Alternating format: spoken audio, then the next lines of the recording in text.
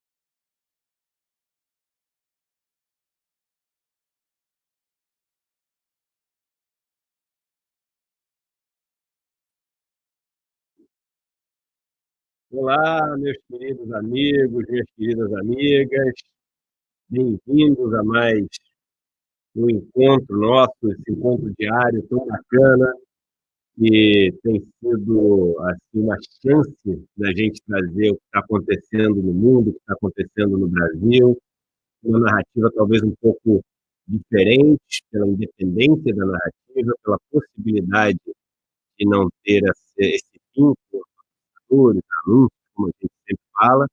E hoje é um dia super especial. Vou pedir para o Rafael colocar aqui na sala o nosso convidado de hoje, que é uma pessoa muito querida. Olha, o governador Flávio Dino. Tudo bem, governador? Como vai o senhor? Um prazer, Eduardo, falar novamente com você. E espero a sua nova visita com um novo livro. Em breve. E tá saindo o livro novo, viu, governador? Chama-se Economia do Desejo, a farsa da tese neoliberal. Um livro interessante, viu? Pelo título, certamente vai ser mais um grande sucesso e uma reflexão necessária para a gente vencer as trevas, que não estão apenas no terreno sanitário, infelizmente. E é um livro que, aliás, traz várias citações, traz vários trechos de livros religiosos, de escritos religiosos, de várias religiões. Eu sei que o senhor gosta muito também desse tipo de leitura, então acho que é um livro que o senhor vai gostar bastante, né? Com certeza. Eu tenho a minha concepção religiosa muito firme e sou um admirador também do que a religião implica, né? Desde a sua origem etimológica, ligar, conectar as pessoas, conectar sentimentos. Então, eu acho que a religião é um fenômeno cultural e de fé imprescindível para os povos, na minha visão. Perfeito. Hoje, gente, eu queria falar para vocês, hoje uma sexta-feira muito especial, primeiro por ter o governador Flávio Dino aqui, muito especial também é o aniversário da minha esposa, Juliana Baroni, então hoje ela está me fazendo uma concessão aqui na quarentena para a gente fazer uma live. Ela sabe da importância da live tendo o governador aqui, mas depois eu tenho que ir lá para dar toda a atenção que ela merece por ser a pessoa maravilhosa que ela no dia de hoje. E hoje também um motivo de lembrar, né? Um motivo de recordar com muito carinho, mas com muita tristeza, o aniversário da tragédia de Eldorado de Carajás, do movimento dos Sem Terra, uma coisa bárbara que aconteceu e fez com que 21 integrantes do movimento Sem Terra fossem barbaramente assassinados. A gente nunca deve deixar de esquecer essas coisas. As pessoas que esquecem o seu passado estão fadados a repetir os mesmos erros, né, no futuro, né? Então, hoje fica todo o meu carinho para esses irmãos e irmãs do movimento Sem Terra que sempre me acolheram tão bem, sempre me ensinaram tanto, e hoje eu sei que é um dia muito duro para eles. Em todos os acampamentos e assentamentos é uma data que é lembrada com muito pesar, com muita tristeza, mas que é também um respiro para esse gás que eles precisam para seguir, né, nessa luta pela reforma agrária, nessa luta pela terra para o povo camponês. Então não podia deixar de fazer essa lembrança também, governador. É realmente muito importante e eu adiro a tua manifestação de solidariedade por duas razões. A primeira, pelos fatores que você sublinha atinentes à importância do movimento dos sem terra para a concepção de um país menos desigual, um país em que haja mais oportunidades de produção, de dignidade e de direitos. E a segunda razão é que, lamentavelmente, entre as vítimas, vários eram maranhenses, eram cidadãos e cidadãs do nosso estado, e que estavam trabalhando no Pará e acabaram também sendo vitimados com as suas famílias por essa terrível tragédia. Então, lembrar, sem dúvida, é uma homenagem justa, é também um gesto de solidariedade à luta pela reforma agrária, mas é também, neste caso particular meu, uma forma de também homenagear essas famílias do meu estado, as famílias do Maranhão e do vizinho estado do Pará. Veja que nós já estamos com 5 minutos de live, com mais de 3.000 pessoas online, ao vivo. Hoje eu tenho certeza que a gente vai ter uma audiência enorme para essa conversa. Eu tenho falado muito, governador, da importância da gente ter um espaço para poder apresentar um outro tipo de narrativa, que não necessariamente é a certa, né? Nenhum de nós nasce com o gabarito da vida, né? Mas o aprendizado certamente vem da possibilidade de se confrontar opiniões diferentes, da possibilidade de se ouvir e ver verdadeiramente opiniões diferentes. E aqui um espaço que ele tem crescido demais. No último mês, a gente teve mais de 50 milhões de minutos assistidos aqui, mais de 5 milhões de visualizações. Então, eu queria pedir para todo mundo que está assistindo, como eu faço nos primeiros 5 minutos, darem um like aqui no vídeo, né? É isso que faz a gente ser um destaque no YouTube, muitas pessoas receberem um aviso de que isso está acontecendo, então não custa nada, é um like agora que vocês dão, e no Facebook, vocês que também já são mais de 500 pessoas nos assistindo no Facebook, deem um compartilhamento, que isso faz o vídeo chegar para muita gente. Por que o interesse enorme em conversar com o governador Flávio Dino? Primeiro, eu já tive com o governador Flávio Dino num almoço no Palácio dos Leões e fiquei encantado assim, com a lucidez do governador e com a capacidade de versar sobre vários temas diferentes. E o governador tem uma característica difícil de você encontrar hoje em dia no Brasil, que é ter passado pelos 3 poderes. O governador que é juiz, então o judiciário, foi também deputado federal, legislativo e é hoje governador de estado, então ocupa um cargo no executivo. E é muito importante essa visão mais ampla, uma visão que, por exemplo, um outro convidado que esteve aqui conosco tem também, ex-governador Ciro Gomes, ex-ministro Ciro Gomes, que também já esteve nos 3 poderes, e muito útil para um momento como esse, onde, em vez de estarem em frentes opostas e se degladiando e disputando tanto protagonismo como ideias e teses, deveriam estar mais unidos do que nunca, dado que estamos todos, em tese, né, protegendo aqui o nosso grupo, que representamos, seja na esfera que for. E eu começo, governador, falando um pouquinho do que está acontecendo no mundo, e aí, hoje, no mundo, acontecendo coisas que são até interessantes, como alegorias, né, para o Brasil, porque é muito parecido quando a gente vê coisas que acontecem, por exemplo, nos Estados Unidos, com o que acontece no Brasil 1 ou 2 semanas depois. É quase que como se fôssemos, né, um satélite dos Estados Unidos. Então, primeiro as medidas são implementadas lá, os discursos são colocados lá, umas 2 semanas acontece absolutamente a mesma coisa aqui. Inclusive, e o que surpreende, os mesmos erros, né? Teoricamente, erros que são cometidos lá não deveriam ser cometidos 2 semanas depois aqui, mas inclusive os mesmos erros. O mundo completa 2.200.000 casos já da doença registrados, praticamente 150.000 mortes. Tudo isso são casos registrados, oficiais. Cada vez mais no mundo as notícias de que as subnotificações estão sendo descobertas numa ordem muito grande. Hoje a notícia foi em Wuhan, que na verdade o número de mortes era muito maior do que eles imaginavam. Ontem foi na Espanha, eles não estavam contando a região da Catalunha, que tinha o dobro de mortes do que as pessoas estavam imaginando como número oficial. Então é importante a gente ver esses casos que a gente vê diariamente, mas como uma tendência. Mas talvez a notícia no mundo ontem tenha sido dos Estados Unidos, onde o Trump, numa mudança radical, num giro de 180, sai de um discurso onde ele diz ter total autoridade, como o presidente brasileiro fala, para um discurso onde ele delega 100% aos governadores a decisão sobre quando reabrir, né, o seu comércio, a sua economia, dessa fase de confinamento. E aí descreve qual é o plano do governo, qual é o protocolo do governo, dividindo em 3 fases, né? E aí o mundo inteiro muito parecido.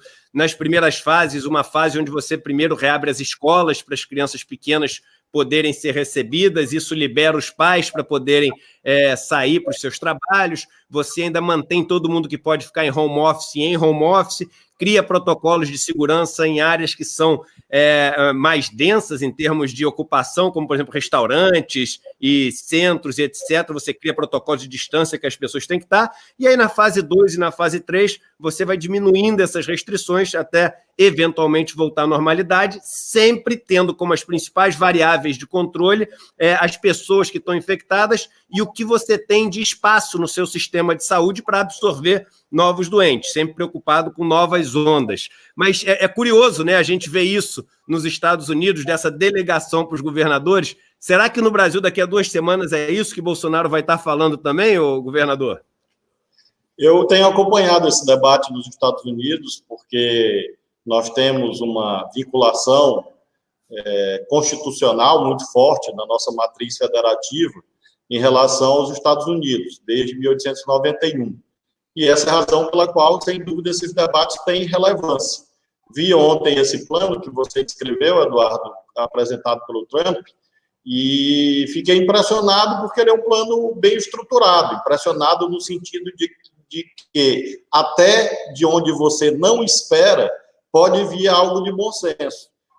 O Trump tem sido, junto do Bolsonaro, os expoentes de um movimento desastrado, que é o negacionismo, não só em relação ao clima, mas também agora em relação à pandemia do coronavírus.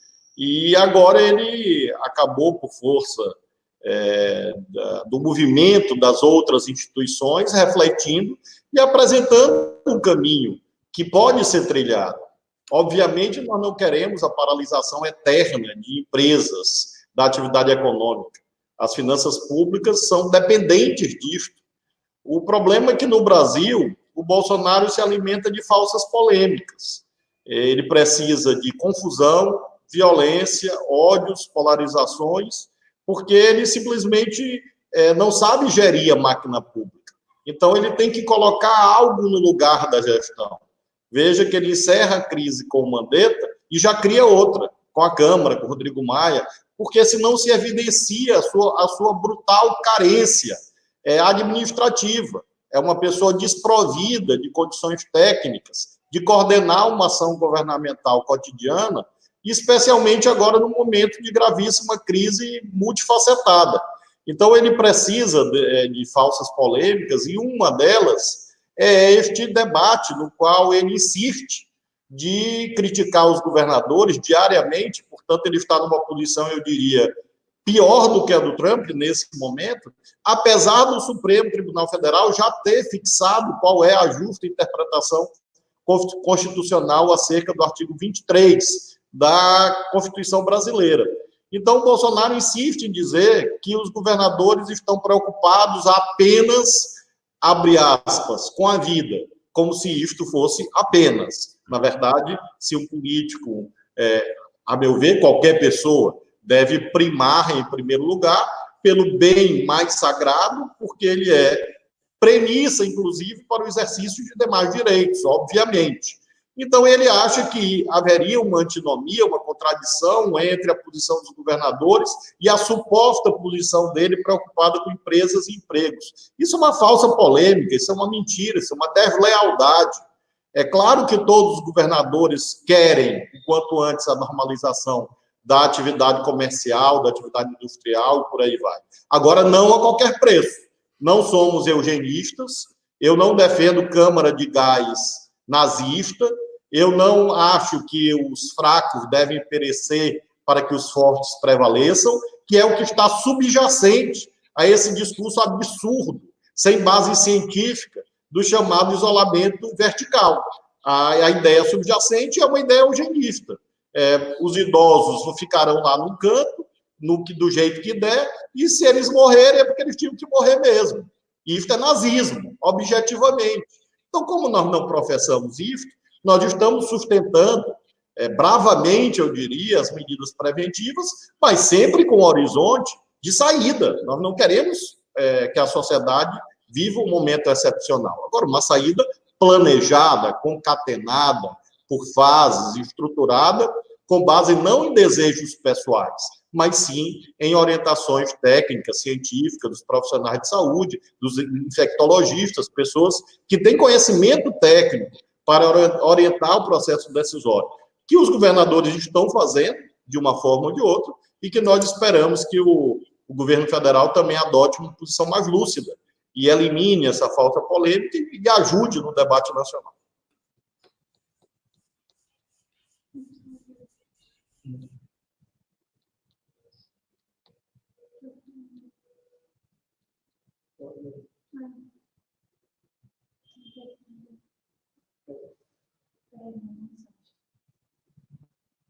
Opa, vamos lá, voltei. Estava fora um segundo. A internet está um caos esses dias, né? E natural, né? O mundo inteiro plugado aí na rede mundial de internet, fazendo suas lives, fazendo seus trabalhos, etc.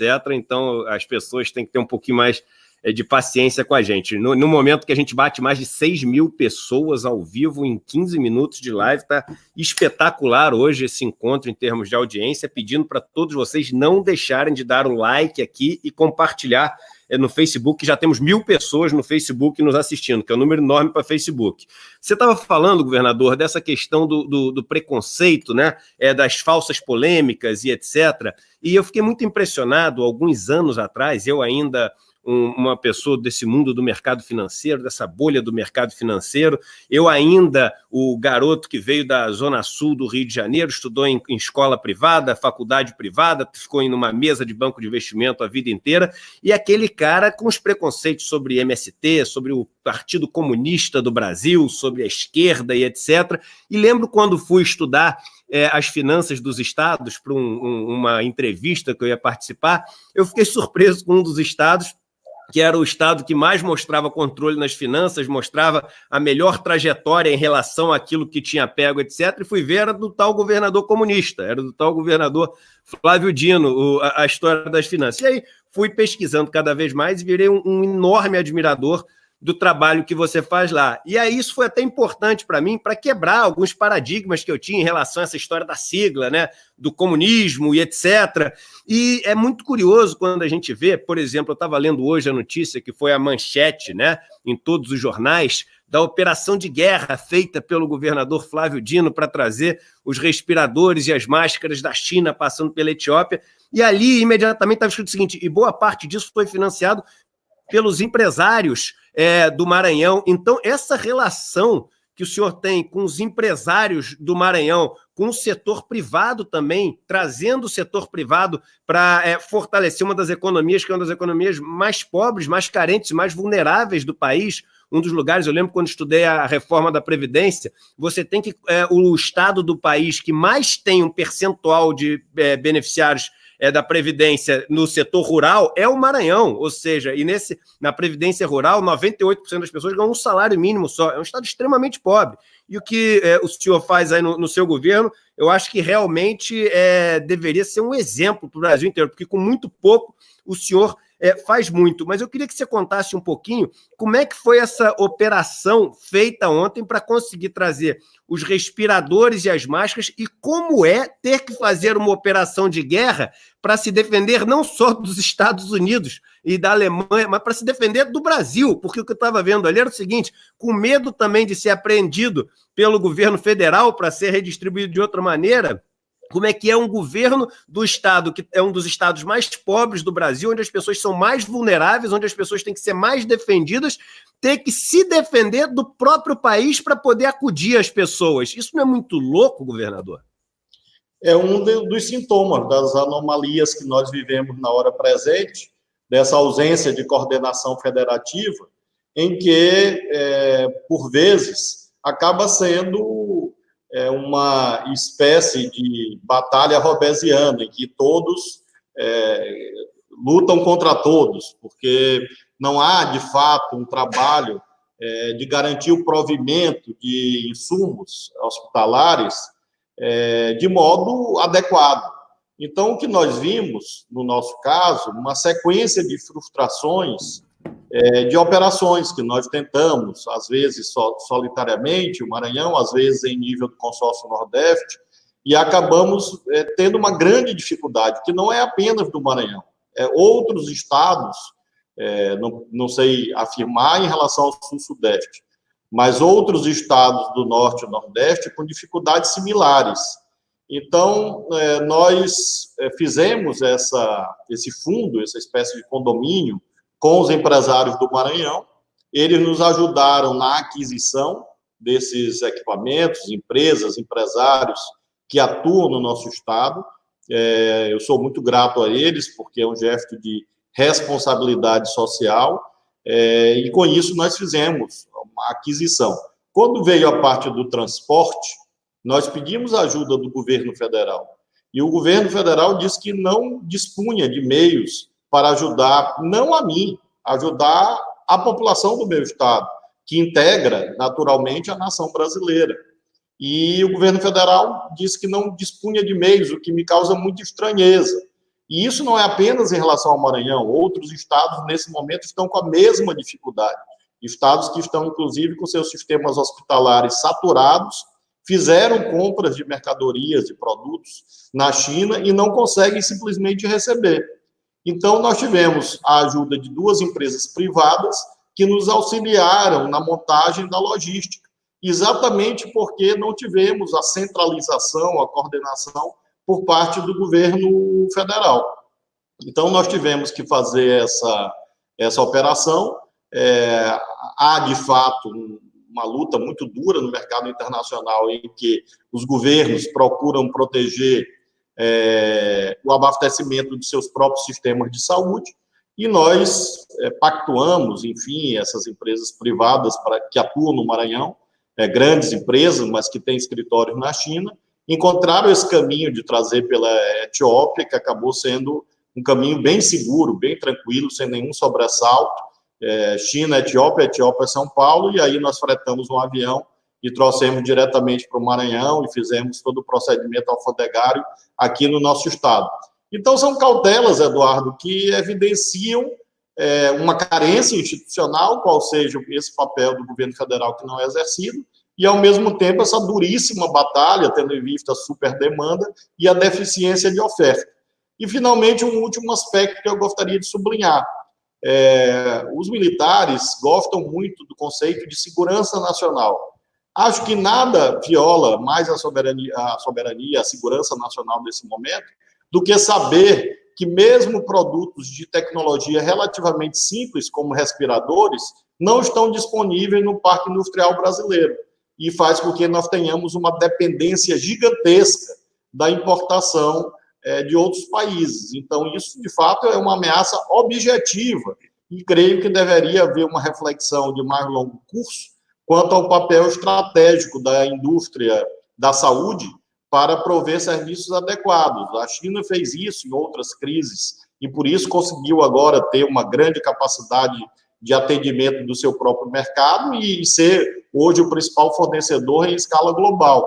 Espero também que, passada a fase mais aguda da crise, nós tenhamos também reflexões acerca de modelos institucionais que garantam que o parque industrial brasileiro possa ser orientado, porque, na verdade, imagina, você sublinhou com justeza, a nossa economia débil, a economia brasileira, de modo geral, vivendo um momento difícil. O nosso Estado, nós estamos hoje, a exemplo de outros estados, submetidos a preços, inclusive, fora dos parâmetros normais, exatamente pela lei da oferta e da procura. Então, é preciso que o dinheiro do povo brasileiro, que, por exemplo, o dinheiro despendido pelas empresas ou pelo governo do Maranhão, seja aplicado tanto quanto possível para manter uma indústria pujante no território da saúde, que garanta que nós tenhamos o abastecimento, não só em momentos de crise, mas o abastecimento cotidiano das necessidades da população brasileira.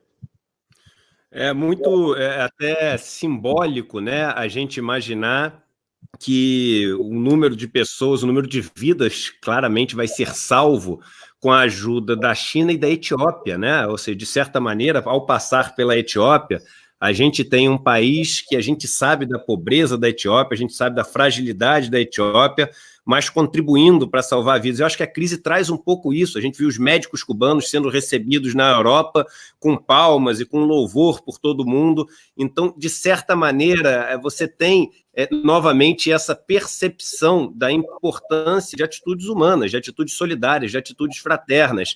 E isso é um momento que está sendo dividindo meio que o mundo, né? Separando as pessoas que realmente pensam de uma maneira e pensam de outra. Ontem, outras coisas interessantes que aconteceram no mundo, o Papa Francisco escreveu o seu plano para a ressurreição, e ele conclama o mundo a um esforço para acabar, pelo menos agora, acabar com as guerras e cuidar do planeta e dos pobres. E eu acho curioso, governador, porque é tão simples, né? Olha só, vamos acabar com as guerras, vamos cuidar do nosso planeta, que é quem nos dá o sustento, e vamos cuidar dos pobres, que estão absolutamente vulneráveis. É impressionante como isso parece ser uma coisa revolucionária, né? Como isso parece ser uma ideia nova, como isso parece ser algo, um novo caminho a se seguir. A gente, no século XXI, ano de 2020, falando que, olha só, descobrimos, temos que cuidar do planeta, cuidar dos pobres e parar de guerrear. E aí, uma declaração que é curiosa foi a do Macron se dirigindo à comunidade europeia, e ele falando o seguinte, olha só, chegou o momento da verdade. A gente agora vai saber se essa União Europeia que a gente tem, se isso é só uma jogada de marketing ou se efetivamente isso aqui é a vera, se isso aqui é de verdade. A gente vai se ajudar financeiramente, a gente vai ser solidário.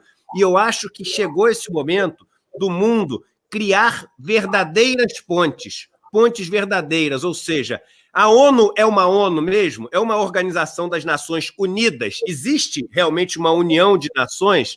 Existe realmente uma comunidade europeia, a palavra comunidade que vem comunismo também, né? Comunidade, somos comuns a uma unidade? Existe uma certa unidade entre nós aqui? Ou isso é só balela, só para ali o mercado se aproveitar de situações dessa história e não trazer nenhum tipo de proteção? Eu vejo, governador, com muito bons olhos, as iniciativas que foram geradas no Nordeste. Você tem um consórcio científico do Nordeste, a gente teve uma conversa aqui com o professor Nicoleles, foi uma conversa incrível e um consórcio que me lembra muito uma iniciativa alemã, que é o IFO, que eles têm lá, que é o que está fazendo o plano de recuperação alemã, onde você tem unidos empresários, cientistas, economistas e políticos. Ou seja, é uma solução que tem que vir por todos. E as pessoas ficam falando, economia contra a saúde. Quem fala isso não sabe, o senhor estava falando da origem etimológica das palavras,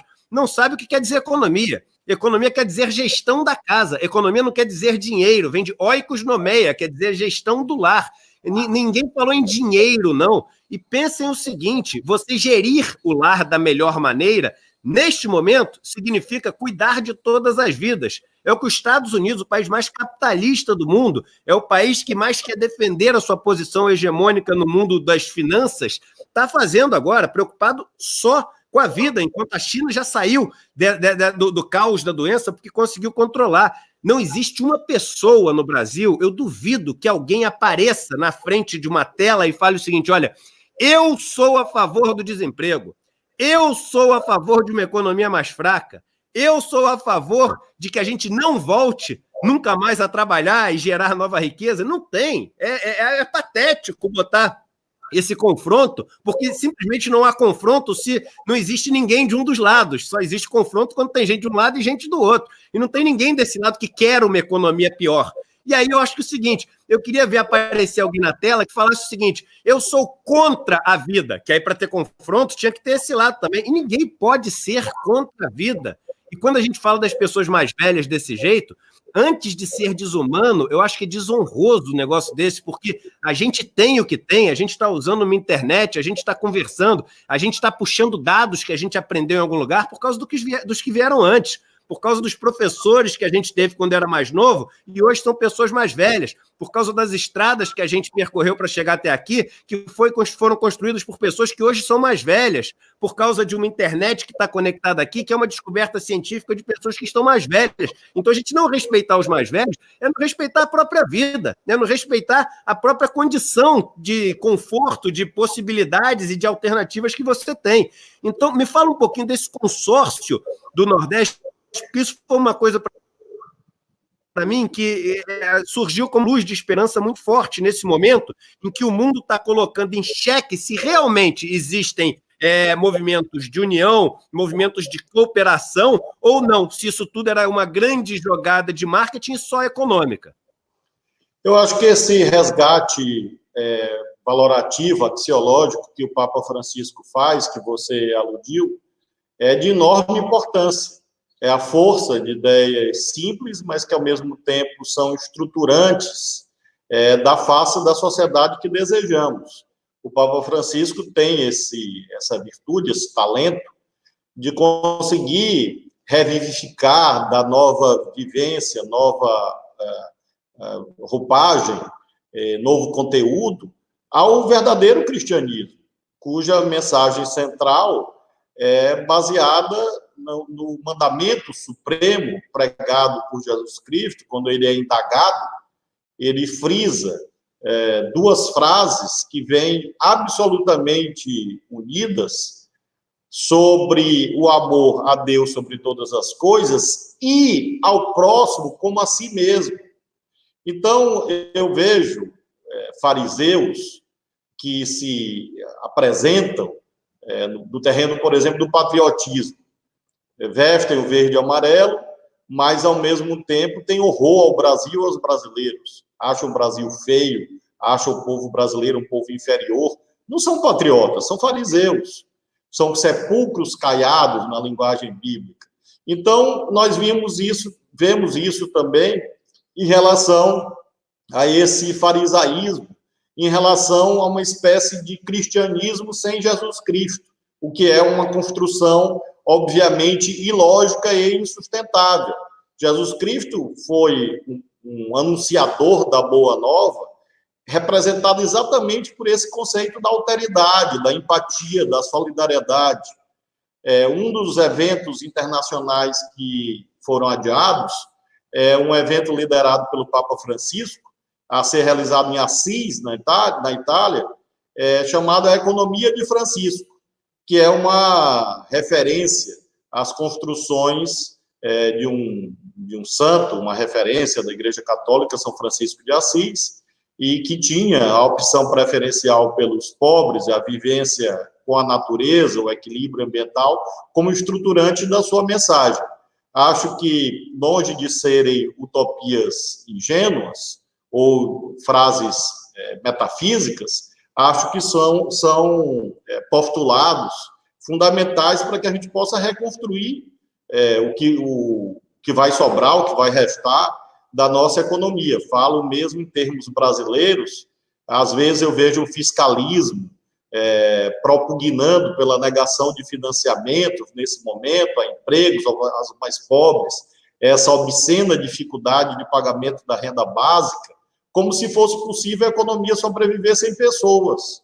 Agora nós estamos vendo esse debate sobre estados e municípios, como se fosse possível a sociedade se reerguer e a economia funcionar sem limpeza pública, sem iluminação pública, sem segurança, sem saúde. Então, às vezes, esses mercadismos, esses dinheirismos, esses financeirismos, acabam ignorando esses postulados a que você fez referência, que estão muito vivos na mensagem do Papa Francisco, e que devem inspirar uma série de arranjos institucionais, que você exemplificou, entre os quais situa o Consórcio Nordeste, que se baseia, na verdade, na atualização de uma pregação de um grande brasileiro, um dos maiores estadistas e pensadores que já tivemos, Celso Furtado, que concebeu a SUDENE e a dirigiu durante alguns anos como um instrumento de cooperação federativa. Naquele momento, cooperação federativa vertical, União, Estados e Municípios, mas também uma cooperação federativa horizontal.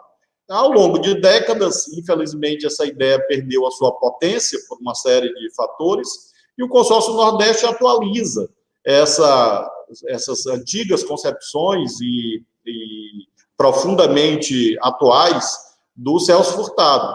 Então, temos atuado com muita colaboração política, administrativa, gerencial. Ontem mesmo fizemos uma importante reunião com o Nicoleles, com o Sérgio Rezende, que coordena o nosso comitê científico, e durante praticamente 2 horas analisamos gráficos, indicadores da situação do coronavírus em cada estado, o que cada um pode fazer. Ficamos de conversar novamente hoje sobre outras medidas. Então, realmente tem sido um aprendizado para mim. Eu hoje tenho essa alegria de fazer parte de 3 consórcios de governadores, Nordeste, Amazônia e também Brasil Central, e sempre aprendo muito com meus colegas, muitas coisas que eu faço no Maranhão, e eu devo a essa reflexão coletiva. Então, é muito importante que esses arranjos institucionais sejam possíveis. Lamento muito que, nesse momento, não haja um líder nacional que, exercendo a presidência da República, que cultive essas virtudes. Essa virtude do diálogo, da construção de pactos, de consensos. Classicamente, nós sabemos que crises muito agudas exigem movimentos de união, de convergência, de consenso. Nós podemos ver isso no Reino Unido, na Segunda Guerra, podemos ver isso na China, quando Mao Tse-tung interrompe a sua batalha, a sua marcha, a longa marcha, e pacifica a China para enfrentar o imperialismo japonês. Então, classicamente, na história dos povos, aliás, desde a Grécia, há sempre essas narrativas de busca de união. Lamentavelmente, no caso brasileiro, nós temos exatamente o oposto.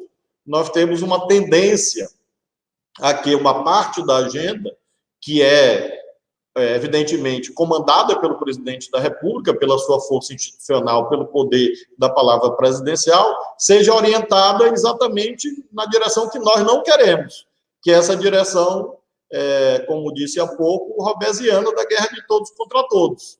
Então, nós vamos continuar esta batalha por dentro da pandemia e, posteriormente, uma batalha de civilização contra a barbárie. É um lugar comum, mas são, de fato, conceitos bastante úteis para didaticamente demarcar o que nós temos. De um lado, os que querem fazer um pacto do bom senso, em favor do Brasil e dos brasileiros, e de outro, o Bolsonaro e seus seguidores, que hoje, de modo singular, isolado no planeta, negam a importância dessas articulações institucionais baseadas em solidariedade, em colaboração. E aí nós vamos fazendo a nossa parte. Os consórcios se fortaleceram muito em razão exatamente das ausências do governo federal. No momento em que a gente bate aqui, passamos um pouquinho já da metade da nossa conversa, batemos 10 mil pessoas online, ao vivo, uma audiência espetacular, audiência, como eu falo, de rádio em rede nacional. É isso mais ou menos o que eles têm nos canais ao vivo desde o YouTube. Então é incrível a gente estar podendo ter a chance de oferecer essa narrativa às pessoas, né, de uma maneira absolutamente independente. Lembrando que todos vocês que puderem dar um like agora, nesse momento mesmo, e vocês do Facebook puderem compartilhar, a gente faz esse negócio dar um outro salto para a gente finalizar essa segunda metade da conversa. Ontem, um dia também muito importante nessa caminhada, nessa travessia brasileira, eu sempre cito esse termo, crise não tem solução, tem travessia, a gente atravessa as crises, né? E essas travessias, elas demoram um grande tempo e elas não acontecem da noite para o dia, apesar desse governo ser um governo que todos os dias surge prometendo uma solução, né? A última foi a do astronauta, ministro, que falou que tinha descoberto tinha um segredo, e a gente descobriu que o segredo era a Anitta, né? Aquele vermífugo que as pessoas tomam e que já foram feitos testes que mostram que ele é menos eficaz ainda do que a cloroquina. Mas o governo depende dessa história de ficar vendendo essa solução o tempo inteiro. Aliás, é um governo que se lastreia nesse falso messianismo, né, da cura, da solução imediata e etc., quando a gente tem que, de uma vez por todas, descobrir que o Brasil só vai conseguir chegar do outro lado do Rio fazendo uma travessia. E essa travessia precisa de todos, essa travessia exige um tempo, um esforço, um caminho e essa união que a gente estava falando. Mas ontem é um dia importante, que foi o dia quando você teve a demissão do Mandetta, e uma demissão difícil de explicar, né? Se você chegar para qualquer pessoa, amigo seu, você tem um amigo que mora fora do país, e você vai explicar para ele por que o seu ministro da Saúde caiu. Vários países falam o seguinte: o ministro caiu porque ele não respeitou o confinamento e no fim de semana foi para a praia com a família. O ministro caiu porque ele tomou uma atitude que foi a atitude contrária e errada.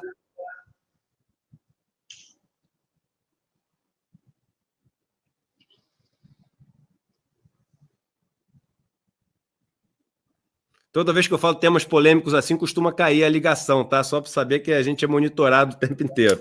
Mas é o seguinte, então é difícil explicar o porquê que o ministro caiu, mas fato é que caiu, e aí algumas coisas que são, para mim, emblemáticas assim, né? O ministro depois tem uma reunião com os servidores que trabalhavam junto com ele para falar sobre a sua demissão, e aí o único órgão da imprensa presente, né, o único representante da imprensa presente era a Folha, né? Exatamente a Folha que era vetada de quase todos os eventos do Bolsonaro, quase que usando ali do símbolo de pegar aquele que era o contrário ao governo para estar junto, para mostrar o seguinte: olha só, quem vai cobrir essa nossa conversa aqui é exatamente aquele que era contrário. O Mandetta falando também sobre o Onyx ali, sendo muito crítico em relação à questão dos R$600 terem demorado tanto para serem pagos. E o que impressiona, governador, é o seguinte: eles sabem os erros que cometem, porque quando o Mandetta sai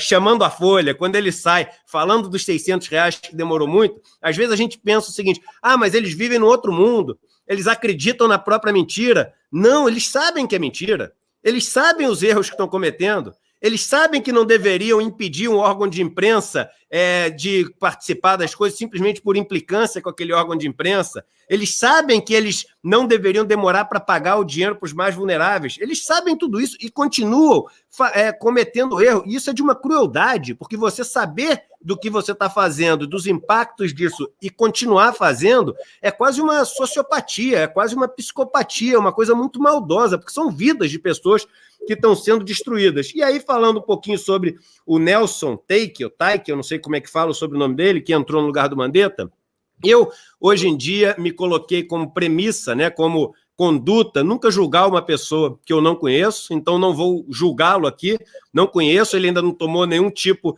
de medida. O único questionamento que eu coloco é o seguinte: eu vejo com muita preocupação um país tão pobre como o Brasil, um país com um número de vulneráveis tão grande como o Brasil, ter, num momento como esse, alguém cuja a experiência, a vivência é toda no setor privado e nos hospitais mais de elite do Brasil, como São Einstein, Sírio-Libanês, etc. Eu acho que é momento da gente ter, nem que seja ali como braço direito, que seja desse ministro, mas alguém que conheça o povo pobre brasileiro, conheça o povo das periferias, conheça a realidade do Sistema Único de Saúde, porque é esse povo que vai sofrer. A gente já tem um número percentual de negros maiores do que de brancos morrendo, quando você olha percentualmente quem está morrendo com a doença. Os primeiros hospitais que estão ficando lotados são, por exemplo, em Brasilândia, em São Paulo, são hospitais na periferia. Então, ter esse conhecimento, ter essa empatia, ter essa conexão com o povo pobre, me parece algo muito importante agora. Agora, é complicado ter um governo que sabe dos erros que está cometendo e segue cometendo eles quase que para provar a sua autoridade, não é, governador? Neste caso mesmo do Mandetta, isso é bem evidente. Não que a gestão do ministro Mandetta fosse imune a críticas, definitivamente não. Ele cometeu alguns erros vitais, a exemplo da praticamente extinção do programa Mais Médicos, em razão de preconceitos ideológicos. Você referiu há pouco o modo como os médicos cubanos são recebidos hoje em grandes países da Europa como pessoas que estão ajudando a população desses países. No caso do Brasil, por fatores puramente ideológicos, houve essa restrição à atuação desse programa que hoje estaria ajudando muito no enfrentamento ao coronavírus. Eu sinto muita falta, nós tínhamos 700 médicos aqui que estariam sendo hoje muito úteis no auxílio aos municípios, porque eu tenho cuidado de leitos de UTI, média alta complexidade, que é a missão precípua dos governos estaduais. Porém, as portas de entrada são municipalizadas, as unidades básicas de saúde. Então, uma decisão equivocada do ministro Mandetta, não sei se por decisão própria ou decisão do presidente da República, fez com que houvesse, na prática, a interrupção do programa Mais Médicos, ainda que houvesse uma reposição parcial de mão de obra, mas nós sabemos que o programa hoje tem muito menos importância do que tinha no passado. Isto é, nós poderíamos lembrar de outros tantos problemas. Agora, seguramente, o ministro Mandetta vinha mais acertando do que errando.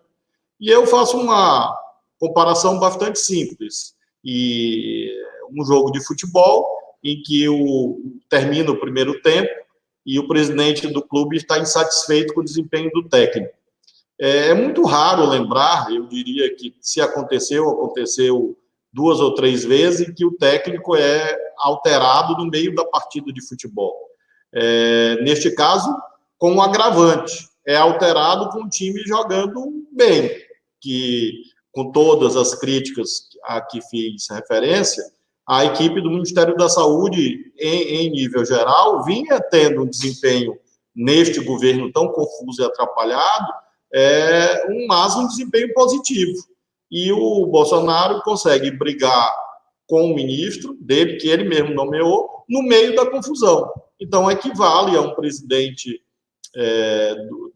de um time de futebol substituir o técnico, um presidente de uma companhia aérea ligar para um comandante de um avião em pleno voo e demiti-lo, coisas que o bom senso indica que não devem ser feitas. Eu espero que o ministro da Saúde, o novo, possa manter diretrizes técnicas, não só no nível da vigilância sanitária, vigilância epidemiológica, mas também no nível assistencial, e com isso nós consigamos atravessar esse período mais difícil.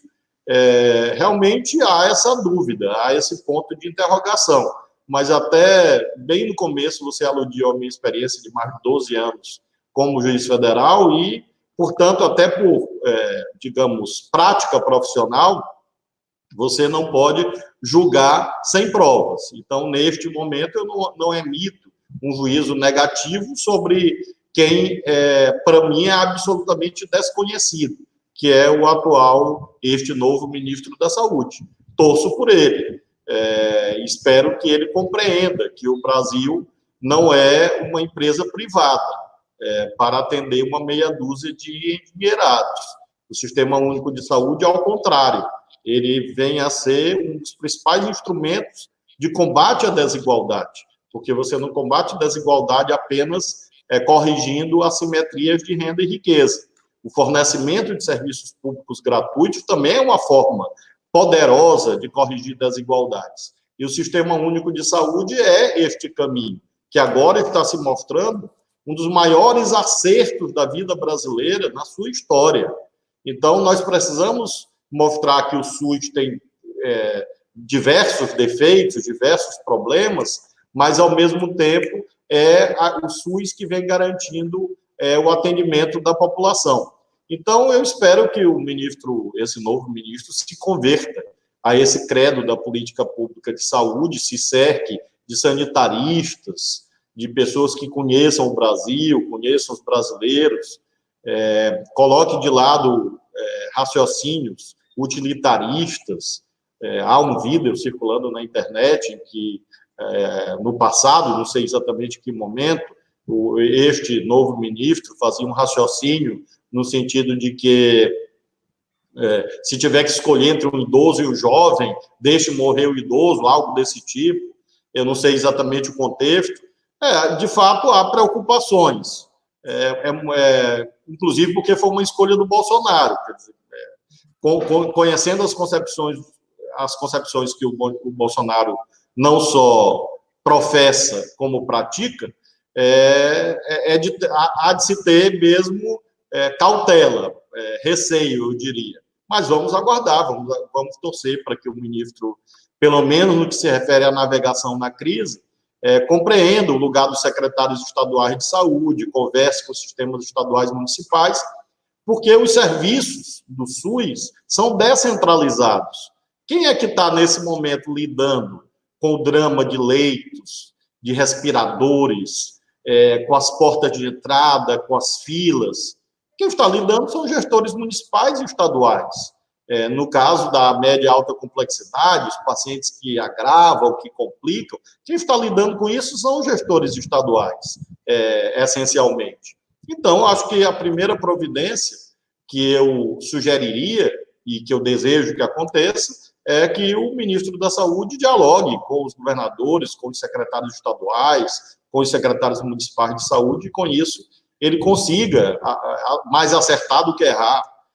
Às vezes acontecem essas coisas inesperadas, eu espero sinceramente que aconteça, e que ele compreenda o lugar do SUS não como um espaço de concretização de concepções mercantilistas, financeiristas, e sim um espaço que funciona segundo outra lógica.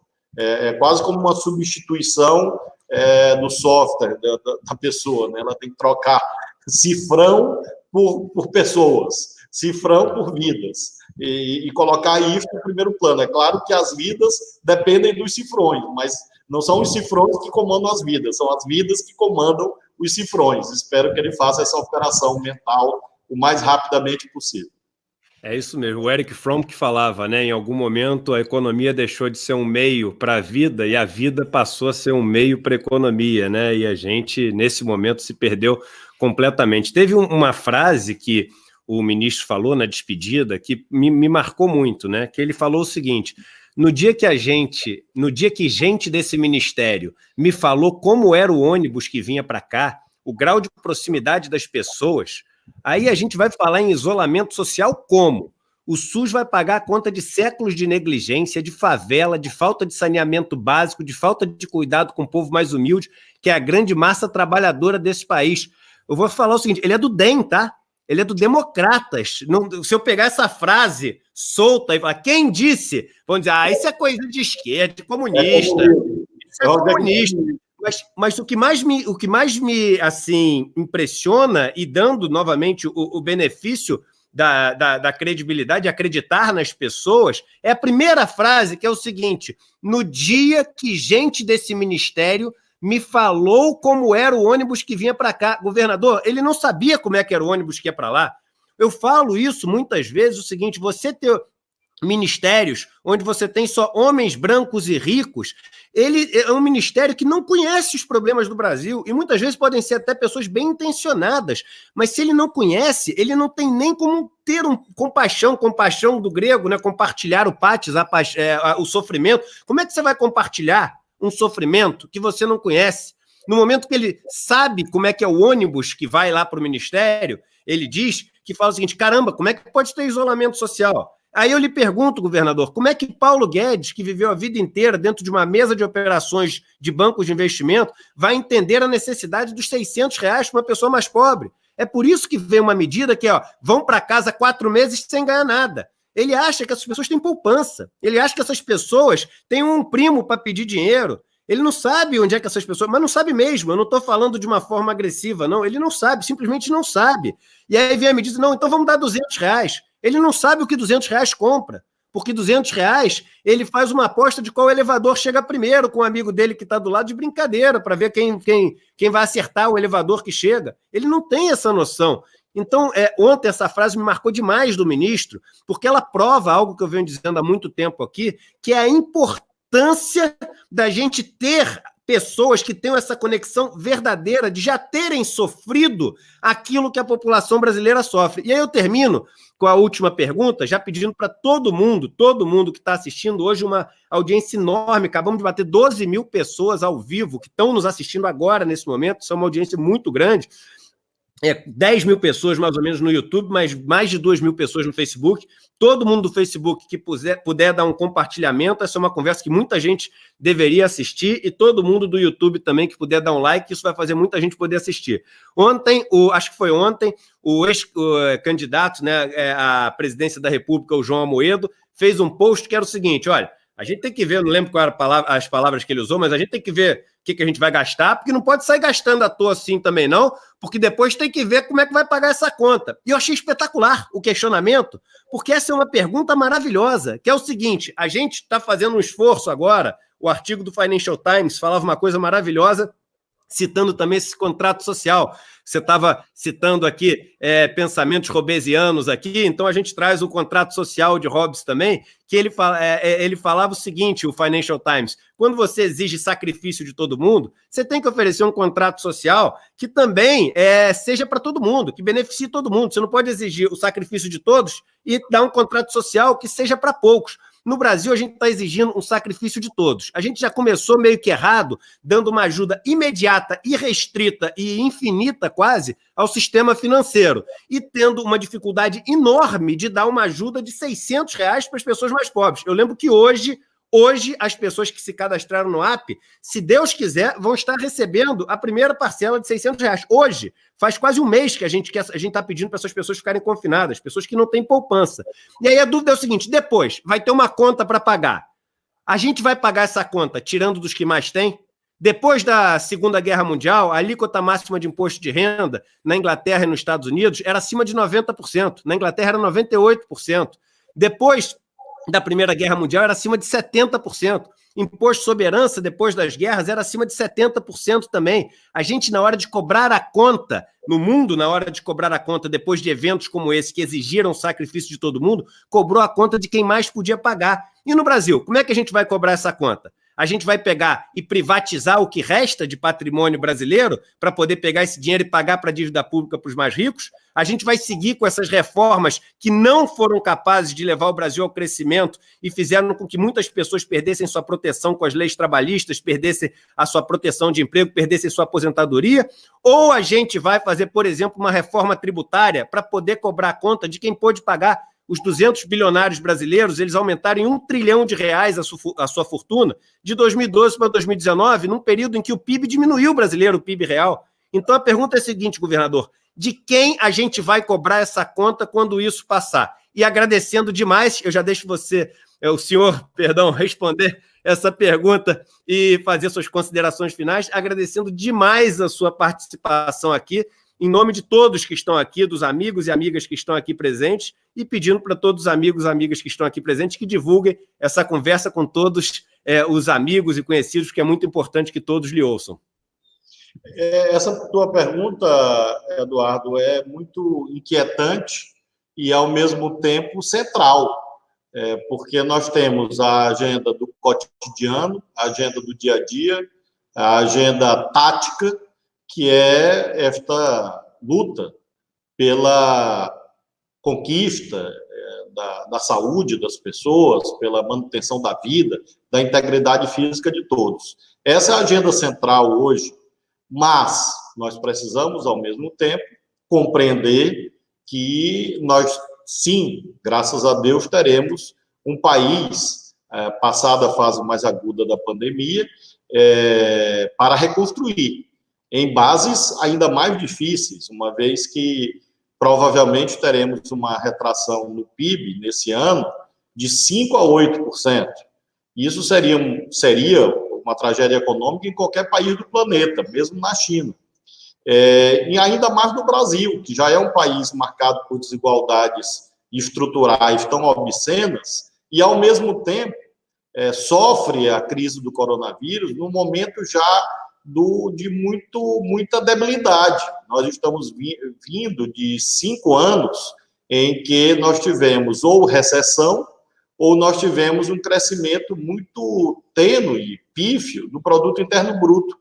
Ou seja, nós temos uma tendência de empobrecimento da sociedade.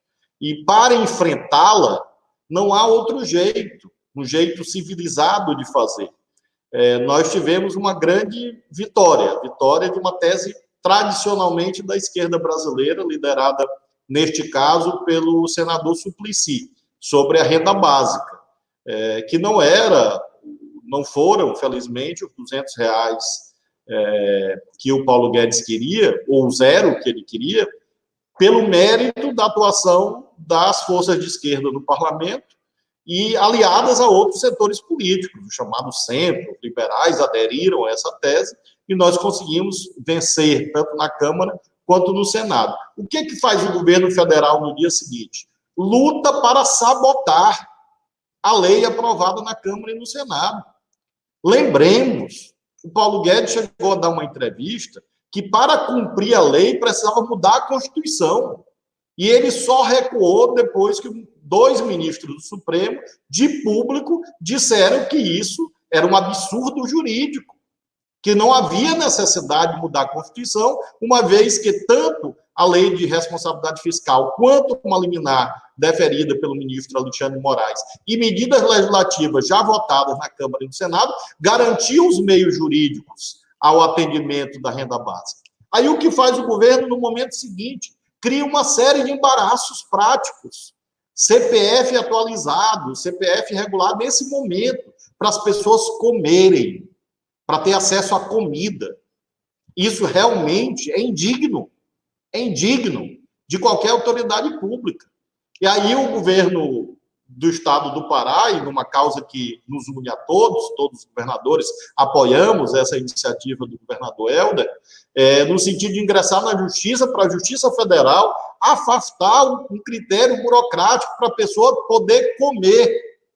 Então, isso mostra realmente que há uma percepção perversa acerca de quais são as prioridades nacionais. Eu acredito no crédito. Eu sei que o crédito é importante para a reconstrução econômica e, portanto, os bancos têm um papel, mas não é, para usar uma palavra tão cara a estes fiscalistas, não se pode dar cheque em branco para o sistema financeiro, e foi isso que fizeram. Não há regras claras que impulsionem o crédito, que envolvam 3 atributos fundamentais: custo do dinheiro, juros, prazo e carência. Carência de 6 meses é muito pouco para uma microempresa, uma pequena empresa. Isso é não querer dar o crédito, é dar com uma mão e negar com a outra, objetivamente. Sem querer lhe interromper, lembrando que a carência não é a carência dos juros, não. É ele só começar a pagar lá na frente. Mas o juros está correndo, tá? Que tem muita gente que não está pagando juros. É importante falar isso, porque as pessoas não sabem isso, não. Isso, é uma boa lembrança. De fato, os juros estão capitalizando para ser pagos adiante.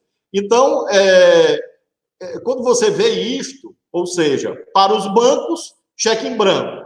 Para pagar a renda básica, obstáculos de toda a ordem. Então, isto tem que ser evidenciado, não é apenas para fazer uma crítica política, mas, quem sabe, eu sou uma pessoa que se nutre de esperanças às vezes até ingênuas, porque eu me orgulho das minhas ingenuidades, acho que elas são fundamentais, que essas pessoas tenham um pouco de sensibilidade e consigam, de fato, divisar a noção de que nós precisamos de mais coesão social, e não se coesiona um país com base nesta cultura absurda da Casa Grande tentando matar a senzala. Claro que não deve ter nem senzala, obviamente, mas aqui, às vezes, a elite brasileira é tão terrível que, não contente com a díade, com a dualidade Casa Grande e senzala, ainda quer matar a senzala de uma vez só. Então, nesse sentido, às vezes, são mais atrasados do que os senhores de escravo do século XIX. Então, nós precisamos encontrar caminhos propositivos que convençam a sociedade como nós vencemos o debate da renda básica, e um deles, a meu ver, central, é esse caminho da tributação progressiva, que você, Eduardo, com tanta qualidade, com tanta ênfase, com tanta determinação, tem sido uma das principais vozes no Brasil. Compreender como nós temos um dos sistemas tributários mais injusto do mundo. E isso, inclusive, paradoxalmente, é inconstitucional, porque no artigo 145 da Constituição está gravado o princípio da capacidade contributiva, que não é o que nós temos quando nós temos uma tributação indireta maior do que a direta, uma tributação sobre circulação de mercadorias, sobre folha de salários maior do que uma tributação sobre rendas, riqueza e patrimônio, que é o que nós temos hoje no Brasil. E veja, em contradição até com os países da OCDE, tidos como modelos, objetos de paixão e de desejo, e que, ao mesmo tempo, não têm as suas eventuais virtudes incorporadas à prática brasileira. É como uma gente que vai para Miami achando que vai encontrar a Estátua da Liberdade, se deleita nos delírios consumistas, mas não quer a tributação sobre heranças que os Estados Unidos praticam, que a Inglaterra pratica, que a Europa continental pratica, no que se refere a grandes rendas, grandes fortunas. E veja, este país, o Brasil, já teve alíquotas de imposto de renda para as maiores rendas maiores do que as alíquotas atuais. Acima de 60%. O Brasil já teve acima de 60% a alíquota máxima de imposto de renda. Eu não tenho tantos anos quanto você, eu sou do tempo que tinha 35%. Então, depois aumentaram a regressividade do sistema. Este país já cobrou tributação sobre lucros e dividendos, isentaram outro dia do ponto de vista histórico, né? Tem pouco mais de quase 30 anos, mas eu digo outro dia porque durante décadas houve tributação sobre lucros e dividendos. Então, acho que realmente esse é um debate central para que nós possamos encontrar caminhos de financiamento das políticas públicas. Quando eu vejo um político, um pretenso político, com essas preocupações de quem vai pagar a conta, normalmente é para proteger os seus privilégios de classe, de casta, privilégios que são tidos como intocáveis. Não são. Em nenhum país do planeta, não são. E por isso nós precisamos, de fato, que o Congresso Nacional avance nessa agenda. Não sei até se nós deveríamos empregar energia cívica na tese a essas alturas de uma reforma tributária ampla, geral, quem sabe fatiá-la, mas hoje, aliás, já dizia isso desde o ano passado, desde antes da crise do coronavírus, a principal questão é a face do sistema tributário no que se refere à progressividade ou regressividade. Essa é a questão de fundo. Tudo mais é acessório. Eu vejo, às vezes, economistas dizendo assim, não, mas tributação de lucros e dividendos é irrelevante do ponto de vista fiscal. São os mesmos que ficam resistindo a pagar R$600 para os pobres. Então, eles dizem que é relevante do ponto de vista fiscal tributar lucros e dividendos, que não é claro que não é a solução exclusiva de todos os problemas brasileiros, mas nós sabemos que, primeiro, tem um papel fiscal, objetivamente, e depois tem um coeficiente de extrafiscalidade, ou seja, de legitimação do sistema tributário, que é um dos fatores para a sua sustentação, que é a aceitação quanto à tributação. Se a pessoa acha que o sistema tributário é mais justo, maior será a adesão e, portanto, maior a sua eficiência intrínseca. Então, eu espero que, em meio às trevas terríveis que o Brasil atravessa, essa dramaticidade da perda de vidas humanas, que eu fico escandalizado, autenticamente escandalizado, indignado com a insensibilidade de quem minimiza mortes. E há, infelizmente, aqueles que não se compadecem com nada, acham que é normal uma família perder o pai, a mãe, o tio, a tia, o avô, a avó. Não é. São dores insanáveis, são vidas que se perdem. Eu estou vendo isso todos os dias, idosos e jovens. Então, nós temos, de fato, que entender a dimensão humana, dramática desse desafio e, ao mesmo tempo, divisar caminhos de luz para que o Brasil possa se construir em bases mais justas. Eu quero agradecer muito a ti, Eduardo, pela gentileza do convite. Realmente é um prazer e um privilégio, eu diria, dialogar contigo nesse período. Sou teu leitor voraz dos artigos, enfim, dos livros e tudo. Espero que o teu próximo livro tu venha aqui também no Maranhão lançar, e, se possível, aí traz a Juliana, para a gente cantar parabéns para ela. Quero deixar o meu abraço a ela, por favor, transmita, para a Juliana, em razão do seu aniversário. E acho que neste momento você deve encerrar a live correndo, porque você tem uma prioridade absoluta desse instante, creio eu. Gente, um prazer, muito obrigado, um abraço a todos aqueles que nos honraram com a audiência. Muito obrigado. Quando puder, visitem o Maranhão.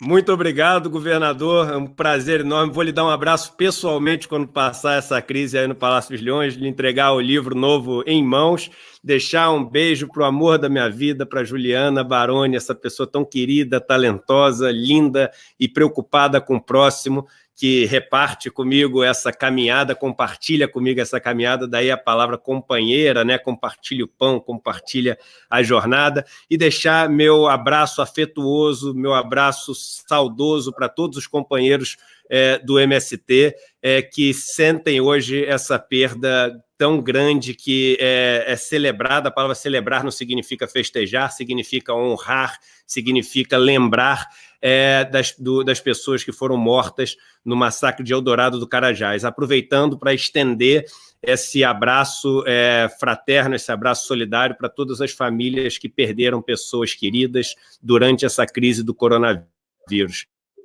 É uma dor quando a gente vê que um dia morreram 200 pessoas, milhares de pessoas que estão sofrendo com a morte daquelas 200 pessoas. E aqui o nosso abraço com muito carinho e com muita esperança de que isso é passageiro e que a gente vai fazer essa travessia. Um grande abraço, governador. Tudo de bom para o senhor e força nessa caminhada.